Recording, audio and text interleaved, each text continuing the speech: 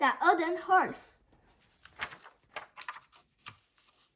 Chapter 1. The Runaway Queen.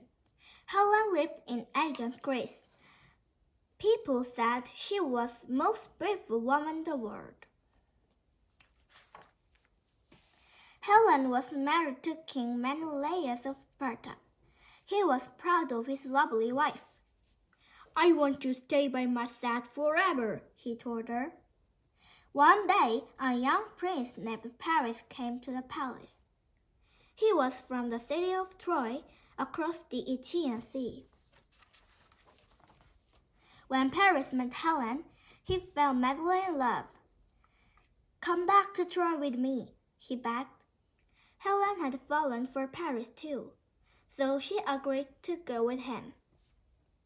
Menelaus was furious when he found out what had happened. "Paris will pay for this. I don't care how long it takes," he roared. "I'll get Helen back." Chapter 2. The Trojan War. All the kings of Greece agreed to help bring Helen home. Only Odysseus, king of Ithaca, didn't want to be away fighting, but the others persuaded him. The next morning, Menelaus and the other kings set sail with their army. Hundreds of ships crossed the sea to Troy. Many days later, the Greek ships reached the land. The soldiers waded ashore and stormed up to the city. "Get along there! Ha! Now all we have to do is get inside," said Odysseus, who wanted to get home quickly. But Troy was well defended. Time and again, the Greeks attacked. But however hard they tried, they could break in. Little did they know just how long the war was set to last. Over 10 long years, 1,000 ships brought more soldiers to Troy. But the Trojans remained trapped in their city, and the Greeks were still stuck outside. Both sides had lost many men. By now, the Greeks were beginning to give up hope. "We will never get in! It's impossible!" Then Odysseus had an idea. "It's pretty wild," he thought, "but it might just work." Chapter 3. A Big Idea. The other Greek kings agreed to the plan. The first stage was to cut down lots of trees. The Greek soldiers sawed the trees into planks. Then they joined the planks together. Piece by piece, Odysseus' idea slowly took shape. After a week's hard work, the Greek army had built a mighty, magnificent wooden horse. Odysseus admired the man's effort. "Now to put my plan into action," he said. Chapter 4. Undercover. That night, the Greeks pulled the horse to the city gate. "Quietly now!" They opened a small door in the horse's belly. Odysseus and some of his men climbed inside.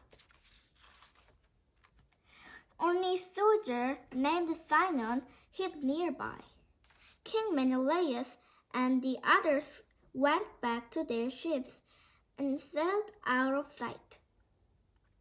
The next morning, the Trojans couldn't believe their eyes. "The Greeks have gone!" cried one soldier. "And there are a giant horse outside!" gasped another. The Trojans ran out of the city. They gazed in wonder at the new arrival. Sinon came out of hiding. "Who are you?" asked a soldier. "And what's this?" "I ran away from the Greek army," lied Sinon.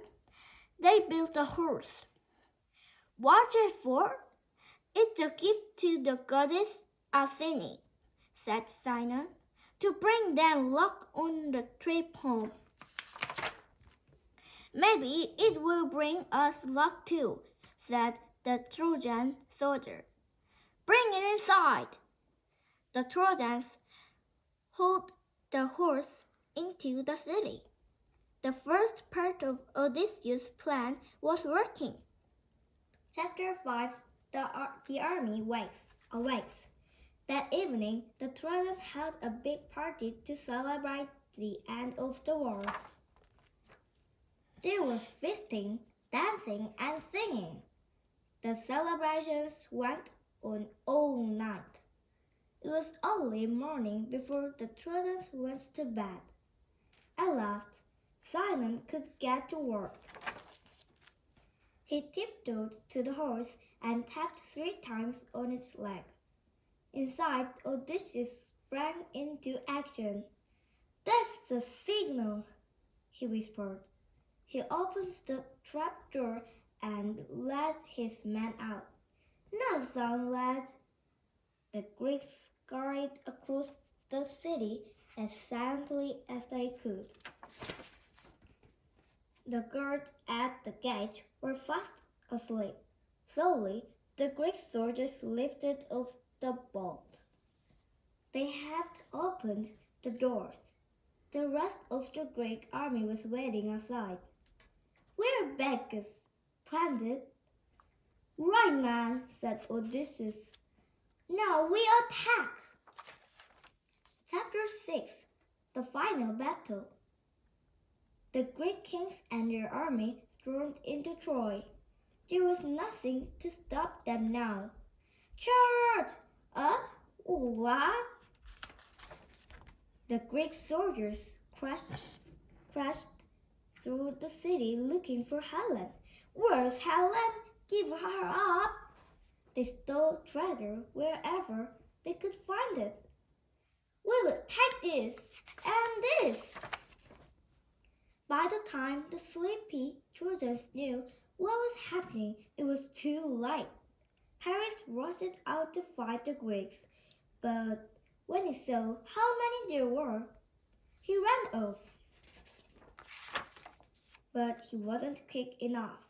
An arrow flew through the air and struck him down dead. "Now where's Helen?" wondered Menelaus. Watching from above, Helen knew there was no possible escape from Troy. "Perhaps the king will throw me in prison," she thought nervously. "Oh, Ross!" Chapter 7. Return to Greece. It wasn't long before Helen was captured and brought before her husband.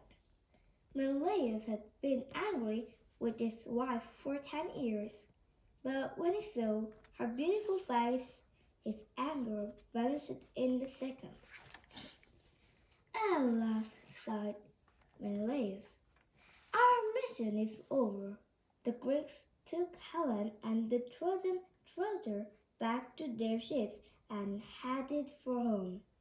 Helen might not have wanted to go back to Greece, but she had no choice. Menelaus was finally back with his queen, whose beauty lasted 1,000 ships. The end.